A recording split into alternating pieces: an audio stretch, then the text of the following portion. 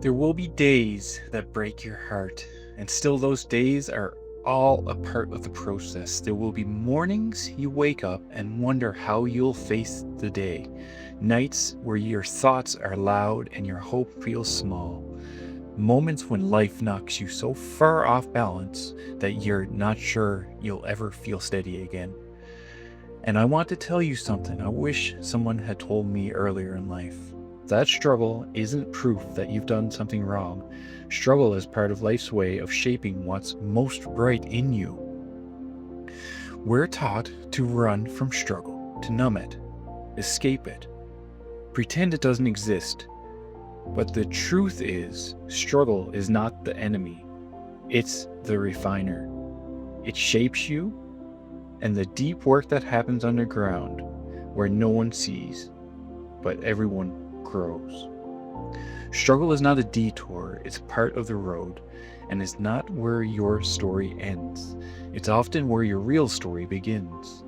So this letter is not about avoiding the hurt, it's about learning how to walk with it, how to use it, how to let it soften you without breaking you, how to show up for each other when the struggle comes, for you or for someone you love. There was a time in my life I was carrying more struggle than I knew what to do with. I felt like I had lost something essential. Not just contact with the people I loved, but the closeness, the sense of belonging. The steady ground I thought would always be there was gone, and in its place was silence. That silence was heavy. It made me question everything, my value, my choices, even whether I was lovable at all. And the struggle wasn't sharp and dramatic, but it was quiet and lingering. It sat in my chest and whispered, "Maybe you've messed this up for good." I wanted to distract myself, keep busy. I wanted to avoid the ache. But eventually, I sat still long enough to feel it. And in that stillness, something opened. I realized that what hurt so badly was only hurting because it mattered. Because that connection mattered. Because presence mattered. Because I hadn't been living aligned with what I valued most. The struggle wasn't punishing me. It was waking me up.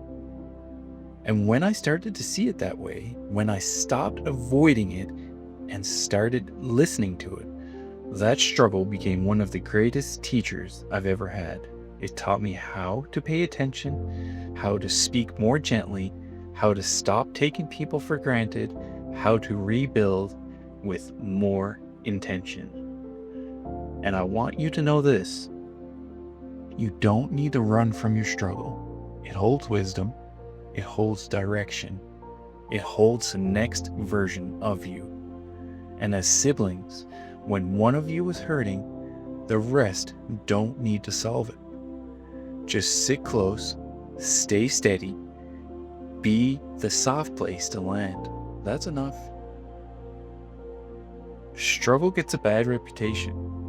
Most people think of it as the enemy, something to outrun, something to silence, something to pretend isn't there. We medicate it, distract ourselves from it. We wrap it in humor or bury it beneath our busyness. Because in a world that values comfort, speed, and performance, struggle feels like failure. But here's what I've come to believe with my whole heart. Struggle is not a punishment. Struggle is the process.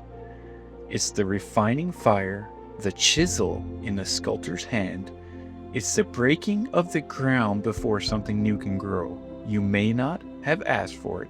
You may not even want it. But struggle, real honest struggle, has a way of cutting through the noise and showing you what actually matters. It will strip away the things you thought were essential, only to reveal that they were just distractions. It will silence the voices around you so you can finally hear the voice within you. It will shake your sense of control, not destroy you, but wake you up to what's real. Struggle has a way of finding your deepest truth, what you love, what you long for, and what you're willing to fight for or rebuild from nothing. It doesn't flatter your ego, it humbles it. It interrupts pride and perfectionism and performance. It pulls you out of the story of who you think you're supposed to be and introduces you to who you really are. Not the polished version, not the curated one, the real you, the one that's healing, still learning, and still standing. And that's where the transformation begins. Because struggle, when faced with honesty and courage, doesn't just wound, it teaches. It sharpens your empathy, it deepens your conviction, it stretches your capacity for resilience. It brings clarity, not just about the world, but about yourself. Some of the most powerful qualities in a human being: compassion, purpose, patience, faith, aren't born in comfort, they're carved out in struggle.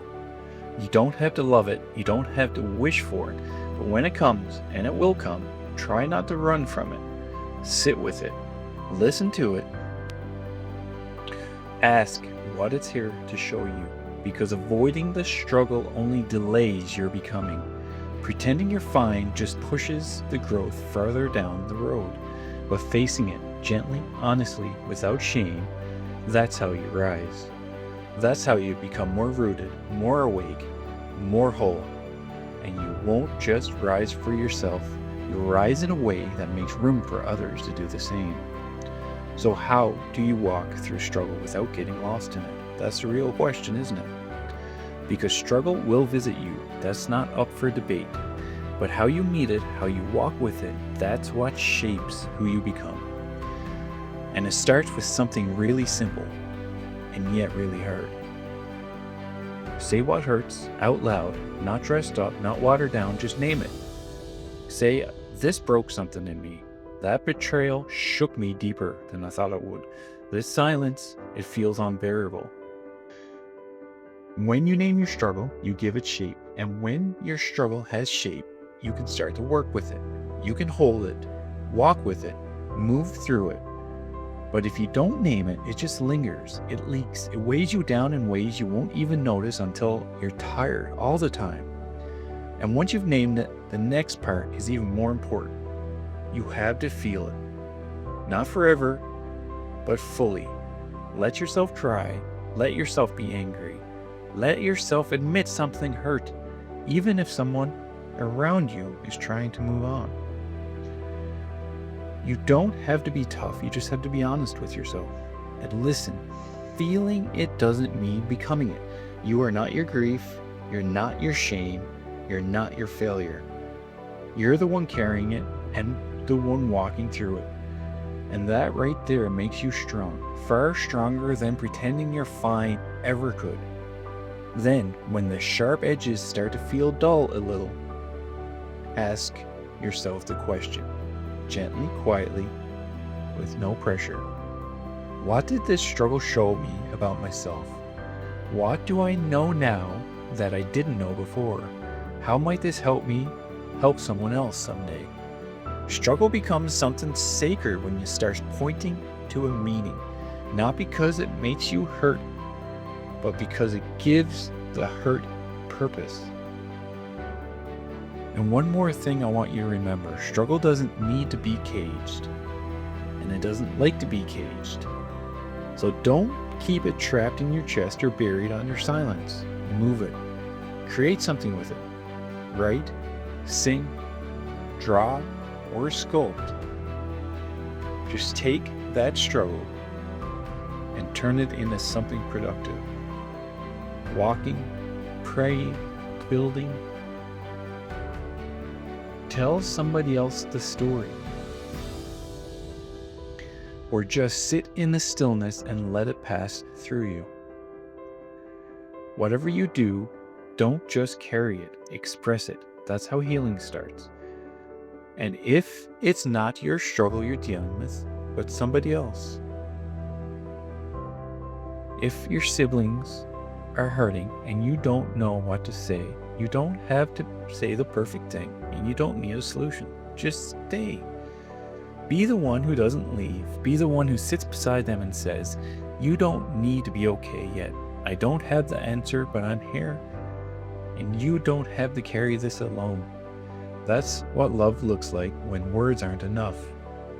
That's how you hold struggle together. And the truth is, when you hold it together, it holds you together too. I know it's tempting to wish for a life without struggle, to hope things just work out, that the path is smooth, that the losses are few. But I don't wish that for you, not because I want you to suffer and struggle, but because I've seen what struggle can make possible. I've seen the kind of person it can shape. I've seen how it strips away the surface and leaves behind someone honest, someone strong, someone tender and resilient at the same time. Someone who doesn't pretend to have it all figured out, but someone who knows how to show up fully, humbly, courageously. And that's what I want for you. I want you to be people who don't shy away from hard things, people who know how to sit in silence with somebody else's sorrow, people who don't flinch when tears come, your own or someone else's, people who don't run from discomfort but walk through it with grace. That kind of strength isn't loud, it isn't glamorous, but it's what makes you trustworthy. It's what makes you steady. It's what makes you safe in a world that doesn't always know how to be gentle. And here's the gift. When you carry your struggle with honesty and dignity, you make it easier for someone else to do the same. That's how struggle becomes wisdom. That's how wounds become wells. That's how legacy gets built. Not just through what you achieve, but how you endure and how you help others endure too. You don't have to love the struggle, but you can let it shape you into someone honest, someone open, and someone brave. And when it hurts, when it really hurts, don't run. Reach for each other, stay close, walk through it together. Because you are not alone, you never were. I am always here for you with all my love. Always. Dad.